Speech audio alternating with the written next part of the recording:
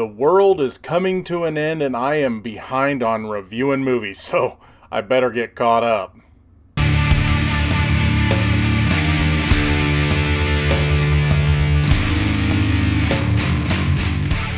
Hey everybody, what's going on? Welcome to an all-new Talkin Movies Triple Feature. As always, I am your host, the real Gino Reynolds, and today the three movies we're going to be talking about are the last three things I saw in the theater, and let's be honest, it's probably the only movies I'm going to be seeing in a theater for a while because Hollywood is practically shut down. So, the movies we're going to be talking about today are The Way Back, Bloodshot, and The Hunt. I will warn you, there's probably going to be some spoilers in all three of these reviews. I will say this. I recommend The Way Back, but you don't need to rush to the theaters to see it. I don't really recommend Bloodshot unless you like the usual Vin Diesel stuff.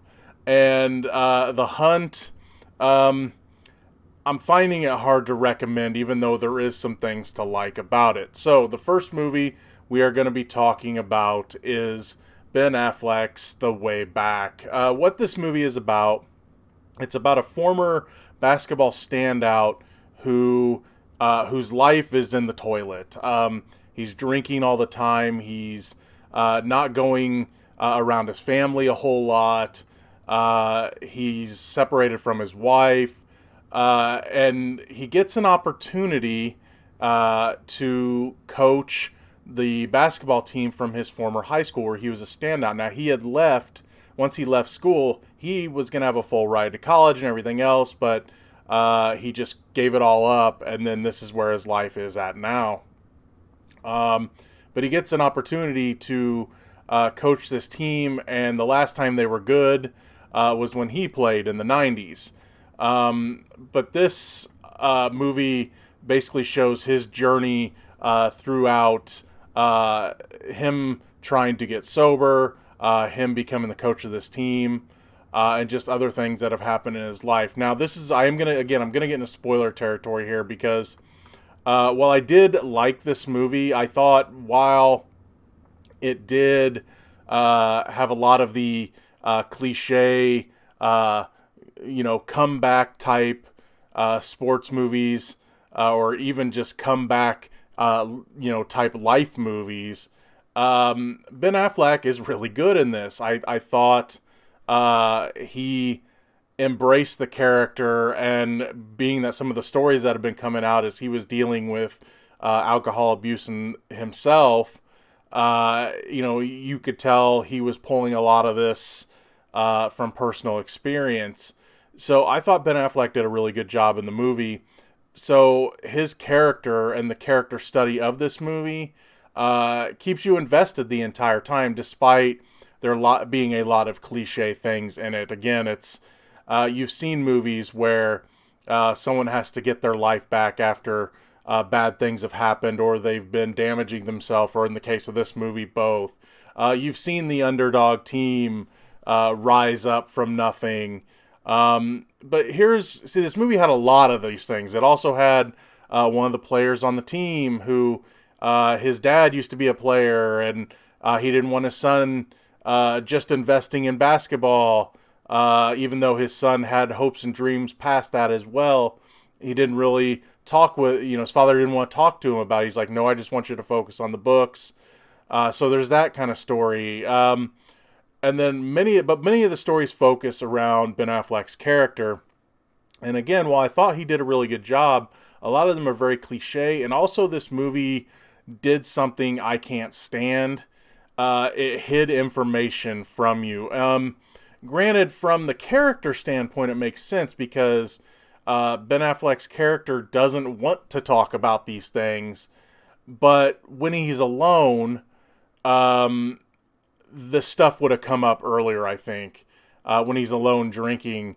Here's where the big spoiler comes in. About halfway through, and you may even kind of figure it out if you've seen the trailer, even though you don't see names or anything. There's a part in the trailer where Ben Affleck puts his hand on a gravestone.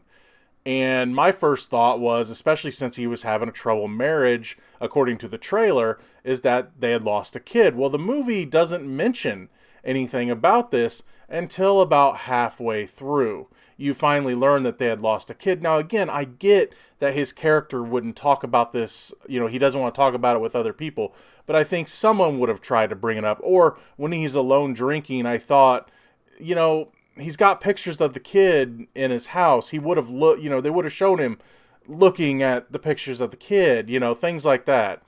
So I don't like it when a movie hides something like that from you. I don't think hiding it helped. It didn't hurt it per se, other than I just don't like that they do that. But I think it would have added to the dynamic of his character if we would have known he was grieving over a child. We just know that he's got a roughed up marriage and he drinks all the time. We also learn, and this one was a little more understandable. We learn why he quits basketball after high school, and it turns out that his father was not a big fan of his. He didn't like him at all. But then he started becoming good at basketball, so then his father liked him. And to get back at his father, he just quit altogether. And then that's where the downward spiral really started, because you could tell his character loves the game and is really good at the game, has a mind for it. But he quit it because he hated his father. And his father, that was the only thing his father seemed to love about him, was that he could put a ball through a hoop really well. So that one was a little more forgiving. That being said, you've seen stories like this before, but I do like when he revealed that story, he was revealing it to the player who was having issues with his dad not wanting him to play. So that all made sense. I didn't see any real reason for this movie to be R-rated, other than Ben Affleck wanted to say the F-bomb a lot. It didn't bother me, but I mean, this was a pretty good character study type of movie that I think a younger audience could have understood. So, I mean, just having them dropping F-bombs to get that R rating, I just don't think it was necessary. But all in all, I did like that the movie and the story, they even give you kind of a false finish to this movie, where like a big game happens and you see, you see that he's kind of walking away and he's smiling. I think that part's in the trailer too. And the screen freezes. It's like, they are not going to end the movie here, are they? Because there's a lot of unanswered questions. Oh, okay, the movie's going to keep going. And then it just kept going after the screen went black. Because more things happen in the development of his character after that. And I like that the movie did that. While I liked where the movie went, I think they could have went a step further. And again, here's another big spoiler. He gets in trouble with his coaching position because he drinks on the job. And even though the assistant coach warns him and is like, look, I'm going to look over it past it this time, but don't do it again. It happens again. And he loses the job. And this is at a religious school. I can't remember what denomination. I believe it was Catholic. I'm not 100% positive. It's been a couple weeks since I've seen it now. Like I said, I'm a little behind. And while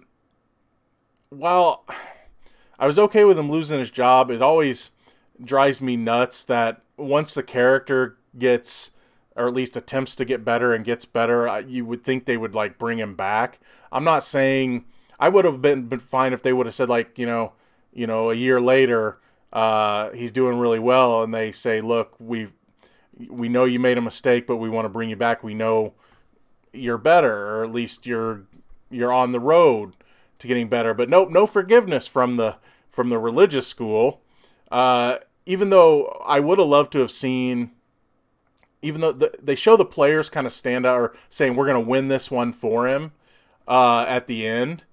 I would have loved to have seen something added after that to where they are the ones that want to bring him back. Saying, look, we know he made a mistake, but isn't this a school?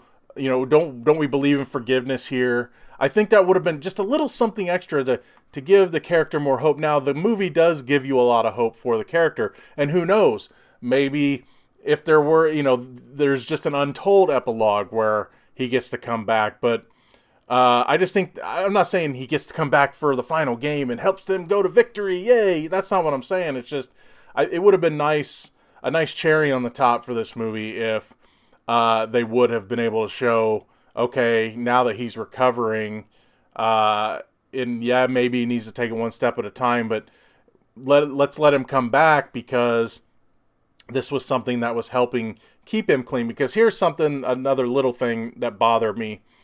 While I thought Affleck did a good job playing an alcoholic, this movie kind of used the alcoholism as just a way to move the plot along, because they do the proverbial, you drive to the bar and you sit outside and everyone's like, oh yeah, come in, and then you drive away. They do that. And then until the plot calls for it, you don't even see him really struggle with the idea of alcohol.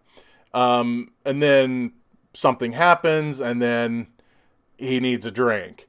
It would have been nice in between that area just to see the struggle a little bit. But they really just kind of dropped it until then. So it became just something to move. It became something to move the plot forward. Again, Affleck did a really good job, though, at still keeping you convinced that he was dealing with it, even though they really weren't showing it. You could just see it in the way he acted. Because, again, he's really good in this. So all in all, this is a really good movie. I wouldn't say rush to the theaters to see it. But really, in a way, we don't get a chance right now. Theaters are really locking down with the times that are going on right now. But anyway, when it comes out on video, though, if you like comeback stories, if you like good character studies, The Way Back is a pretty good movie. Next up, let's talk about Vin Diesel's Bloodshot. Again, there's going to be spoilers in this. But if you know the Vin Diesel method of movies, especially when he's like the solo big hero, you kind of know where this is going to go anyway. The method is Vin Diesel is awesome. Vin Diesel is darn near invincible. Vin Diesel saves the world and gets the girl. You know the method. You see the trailer, you could tell that's where this movie is going. Okay, so the way this movie starts is Vin Diesel is a soldier. He's on a mission. And, of course, he goes against orders and solves the mission himself. He goes back home, gets to sleep with his wife. But then they're taken hostage, and him and his wife are killed by a psycho killer, psycho killer, played by Toby Kebbell, who likes to dance to other Talking Heads' Psycho Killer. And then it turns out he was saved in this lab where he's like the first experiment that worked, where they put basically nanobots in him that can heal him. So there's the invincible part, right? Or at least near invincible. And then he hears the song Psycho Killer on the radio, long story short, over the intercoms of this base he's at, that's there to rebuild soldiers. And he can hack into anything he wants using his nanobots, and he's able to find Toby Kebbell and kill him.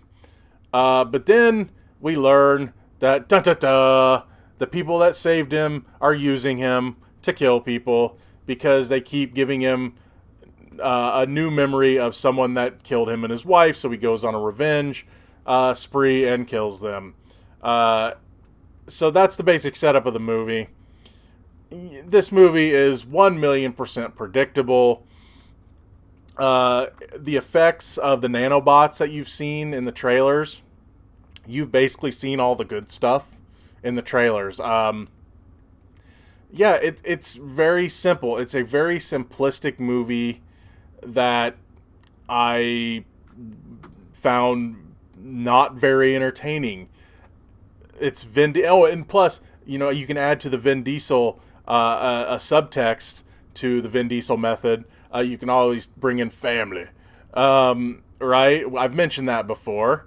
I know that's mainly usually the Fast and Furious franchise, but in this one, he's got a wife, or so you think. This movie would still not have been good, but I think if the trailer would have only showed you him going after the first target, Toby Kebbell, if that's all you would have seen, if they wouldn't have shown the double cross, I think it would have been a better movie. But the trailer pretty much gives it away anyway. Granted, you'd probably see this coming anyway, because nobody should trust Guy Pearce. That's just another movie staple. Don't trust Guy Pearce. And of course, he ends up being the villain. So yeah, the movie doesn't offer anything really noteworthy in action. While Vin Diesel doesn't totally get the girl for Isa Gonzalez's character, that's the love interest, not his wife. His wife was some girl that he used to date, because of course he goes and finds her, and they really never got married. They broke up because he kept going back to war. And they hadn't seen each other in years or something like that. But he doesn't really, quote-unquote, get the girl, but he kind of does. You can tell that if there was a sequel, they're going to end up together. Of course, he's near invincible. Even they give some of the bad guys these bullets that can, shut down, kind of like these mini injectable EMP kind of bullets. But they use them once, and you see it hurt his arm for a second. It's really nothing. So Bloodshot, Ray Garrison, Vin Diesel's character, he's just darn near invincible. Even at the end, in the trailer they show it where he's got his arms spread out and the nanobots are coming back to him. Yeah, that's near the end of the movie. All in all, if you like this method, you might enjoy this movie if you like the Vin Diesel method. Me, I just found it really boring. I kind of liked Lamorne Morris's character, Wilford Wiggins. He's just a snarky tech guy that, of course, becomes the tech guy for Bloodshot in the end.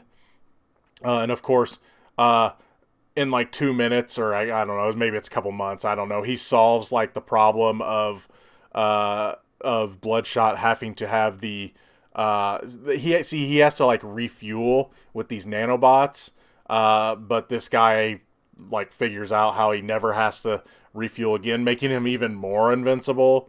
So yeah, the action stuff isn't that great.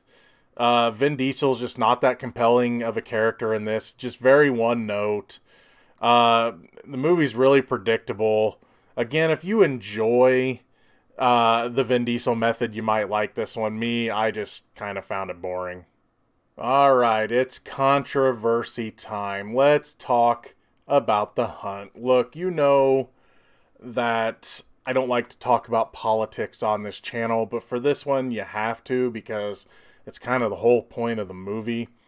This movie garnered a lot of controversy when it was first going to be released, because there was lots of shootings going on here in the country, so they delayed the release of it. But now it came out, and was it worth all the controversy? Was it worth all the people talking about it? Was it worth the president tweeting about it? No, it wasn't. Look, there were some things I liked about this movie, and there was definitely some things I didn't. What didn't I like about this movie? First, as a satire, it's just not very good. See, the setup for this movie is this. 12 people are kidnapped, and they're going to be hunted by another group of people. The 12 people that were kidnapped are very far right-winged, outspoken conservatives. Your gun-loving, God-loving, very outspoken uh, type of conservative, right? The extreme kind. So that's why they're taken hostage, and the people that are hunting them are the very far, far, far, as they've been called the loony left liberals, right? So look, this world that we're dealing with here in this movie, if you see the trailer, you kind of think it's going to be like this purge type situation. No, you're dealing with two small groups of people. So the reason that they're taken hostage is the left wants to teach the right a lesson by hunting them and killing them. And whenever the movie tries to force in the politics, it just doesn't really work. I think the characters are supposed to, I mean, the characters, yes, are supposed to come off as ridiculous, and all of them do. All of them, especially the main liberal, and I'll talk about her in a bit. But the other, they're all supposed to come off as kind of ridiculous, so I get that. But just as the satire that this movie's trying to tell is just not very good. It's just very cut and dry, copy and paste type stuff. I mean, it's not clever. There is some things that are kind of funny, but it's the violence that's more funny than the lines these people are saying. When it came to characters, there really wasn't, except for a couple I'm going to talk about, there really wasn't any that you could latch on to. There is one thing I would have loved to have seen in this movie is, okay, at the very first, you've seen in the trailer where it's got the people with they've got the gags on, they've got weapons in their hands. Those are your kidnap victims, of course. But it turns out that there's some pretty somewhat well-known actors. Not like big-time actors, but some well-known actors. You've got Justin Hartley, who was Green Arrow in Smallville. You got Emma Roberts. You've got Ike Barinholtz. And they die really quick. Like, within the first, 10 minutes of the movie. This movie's very short, by the way. It's only like an hour and a half, and it feels quick. So you've got people you've seen before die really quickly, and I think it would have been funnier if they were bigger name actors, but of course it's a low budget Blumhouse movie, so you can't expect any like big name actors in this. Even though there is a couple really well known ones. When it came to the liberal side, there really wasn't anyone memorable there either. Glenn Howerton is one of them. I mean, if you're a fan of It's Always Sunny, you're gonna like his character. He's just kind of ridiculous. But you don't have anyone really to connect to, except for Betty Gilpin's character. She's the main one that's been kidnapped, and I won't tell you all about her character, but I did, even though her character is kind of one note, her performance is really fun, and the way she dispatches the people that are trying to kill her is fun. So I really liked her character. I really liked the way she delivered her lines. I just like Betty Gilpin anyway. So I just enjoyed her character. It's not some award-winning performance, but her performance is a lot of fun. When it came to the main liberal, that was Hilary Swank's character. And really what's funny is you see her in the trailer, but the movie, just the way they show her at first, like they don't want to show her face. Like you're not supposed to know who it is. It's like, don't show her in the trailer if you're going to do that in the movie. Her character is self-admittedly, she goes, I know I'm crazy, but since I know I'm crazy, it's okay. That's like paraphrasing what she said.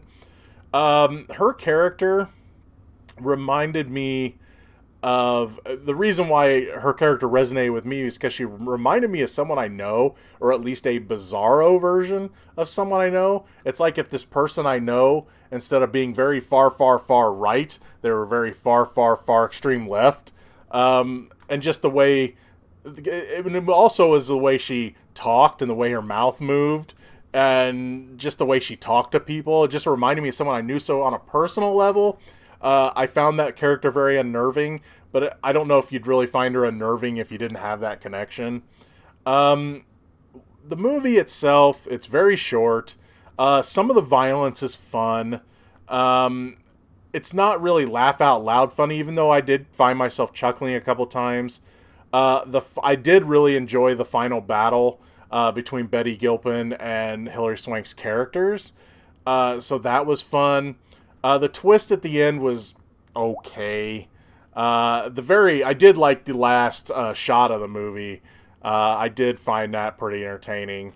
It wasn't anything really special, but just the journey you went through. It was a satisfying ending for the journey you went through, even though the movie as a satire wasn't that great. So yeah, if they were trying to be this great political satire or satiric, like just it felt like it was trying to be almost too funny. And again, you really couldn't connect to hardly any of the characters unless you were connected to those actors. Again, I use Glenn Howerton as an example. It's just I like his work, and I think he's funny on It's Always Sunny, and he was just kind of a douchey character in this as well. But again, you don't really get to connect to the characters other than Betty Gilpin's character. Even Hilary Swank's character, they do try to get you to connect to her a little bit. The liberals are really they're definitely played off as the villains in this. Even though the people that are taken, we don't really get to know enough about a lot of them to really know, what they're really like other than outspoken. But yeah, this isn't as I mentioned, this isn't a Purge type world. You're left wondering, there's the reason these people are being hunted is because they were saying the liberals were doing this thing called Manorgate. It was saying they were gathering the people up and they were hunting them for sport. And the liberals, Hilary Swank's character, is saying it was a joke. And then they're like, but now you're... And then it's like, now you're doing it. It's like, well, we're going to be what they say we are. That's kind of the message. That's the message of the movie. It's we're going to be what they say they are, or what they say we are. So it's really just kind of a meh message. Again, you could get some enjoyment out of the violence in this. Some of the characters are kind of funny, even though, again, you don't really get to connect to them that much. Especially, again, some of the people get blown away really quick. All in all, though, I don't know if I'd recommend it for anything other than a rental, and I'm not even going to call it a strong rental. That if you're a fan of Betty Gilpin, though, I think you're going to enjoy her in this. But don't get connected to anybody else that you like that's in this movie, because trust me, most of them aren't going to be around that long. That's going to be all for this edition of the Talkin Movies Triple Feature. If you like what you've heard here, please subscribe to the Real Gino YouTube channel. Like this video. If you have anything to say about The Way Back, Bloodshot, or The Hunt, please feel free to leave a comment in the section below. Till next time, I'm your host, the Real Gino, Gino Reynolds. See you later.